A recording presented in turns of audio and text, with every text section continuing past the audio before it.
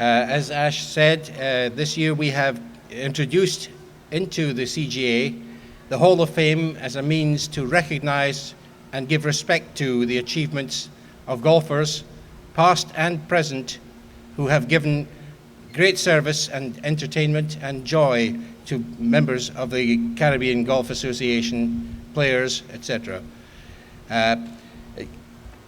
This Hall of Fame will not have a physical presence, but in keeping with modern technology, it will be web-based. It will exist within the CGA's website.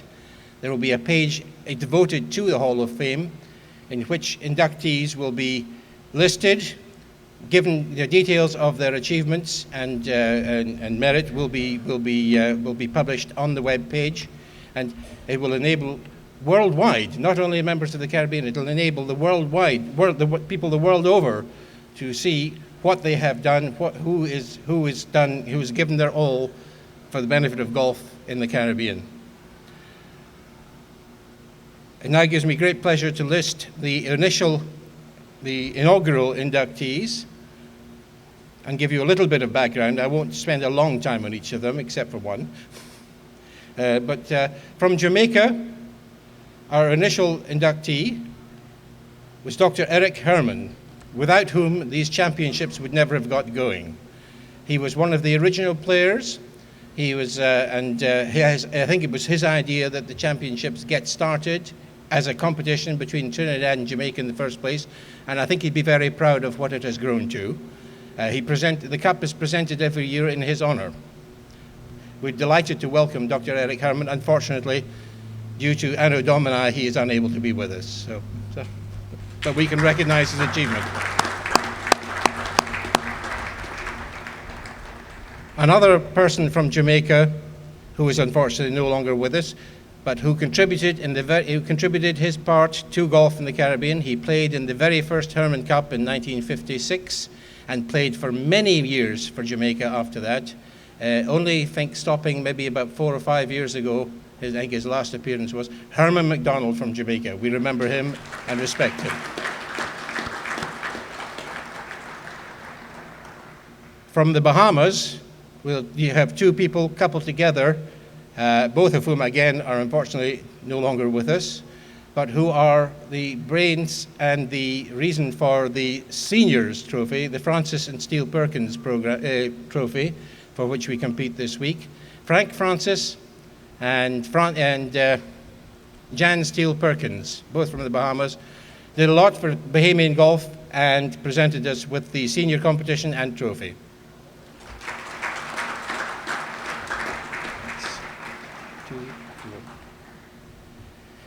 From Trinidad and Tobago, Dickie Tate, unfortunately died, last year I think it was? 2 years ago. I think it was only last year, but never mind.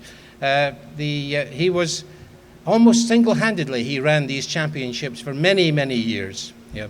Dickie Tate was recognized for his administration. I don't know if he ever actually played golf, but he certainly made sure it was played.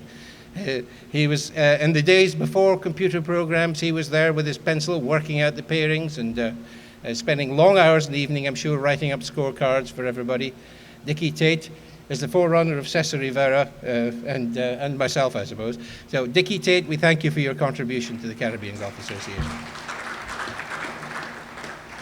Two gentlemen, I'm happy to say, from Trinidad and Tobago are still with us.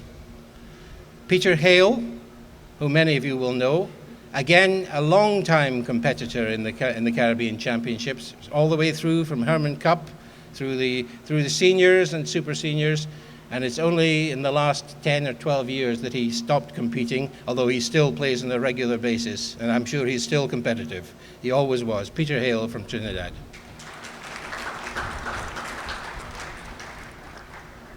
And another one from Trinidad, also a long-time player for the Trinidad and Tobago team, Robert Grell.